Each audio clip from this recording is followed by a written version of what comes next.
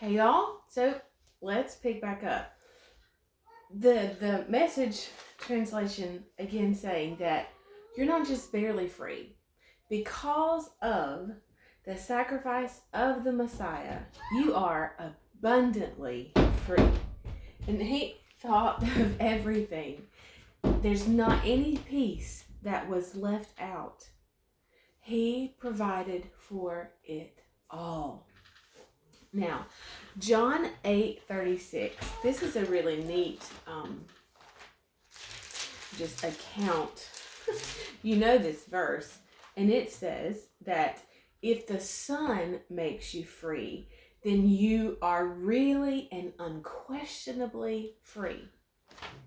But listen to this discussion between Jesus and some of the Jewish leaders. So Jesus is talking to them, and of course it says they did not perceive, know, or understand that he was speaking to them about the Father. So let's go. I'm going to read it from the Message. So Jesus turned to the Jews who had claimed to believe in him. All right, so listen, they're saying they claim to believe in him. If you stick with this, living out what I tell you, you are my disciples for sure, then you will experience for yourselves the truth, and the truth will free you. Surprised, they said, but we're descendants of Abraham. We've never been slaves to anyone. How can you say the truth will set you free? Now, do you listen to this? So they have. It says that Jesus is talking to those Jews who claimed to believe in him. Now, we talked last week about Galatians 2:20, which says, "I'm crucified with Christ. Nevertheless, I live, not I, but Christ that lives within me. And I do not treat this precious gift as unimportant." See, we don't mix the law, so following the rules. Again, that was just for the Jews, or we don't mix that with grace, the Spirit of life. So these Jews, again, who said they claim to believe in him, said that we're descendants of Abraham. How we've never been slaves to anyone, that you say we'll be free?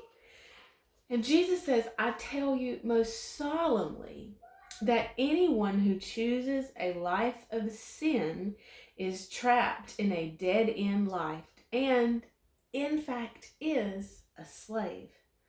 A slave is a transient who can't come and go at will. And see, that's bondage.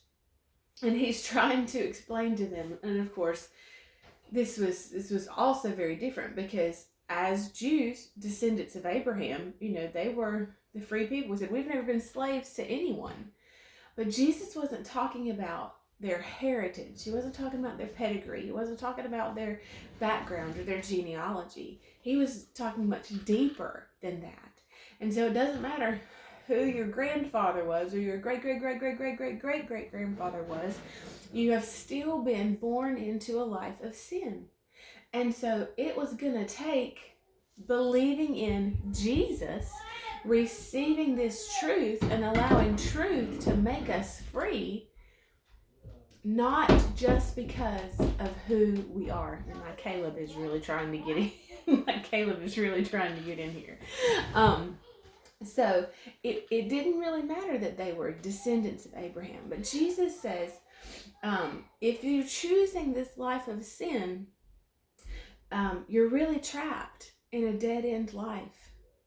And of course, choosing that life of sin would mean that we are rejecting or not choosing Jesus and the freedom that he offers. So he says, if you choose that life of sin, you're trapped in a dead-end life and you are a slave. A slave is a transient who cannot come and go at will. But listen to this. The Son, though, has an established position, the run of the house. So if the Son sets you free, then you are free through and through. See, in that, Jesus, he shows his position. And as the Son, He has the authority to set the prisoner, the slave, the servant free. And if the Son makes you free, then you really are free indeed. We'll pick up here tomorrow. I'll see you then. Bye, y'all.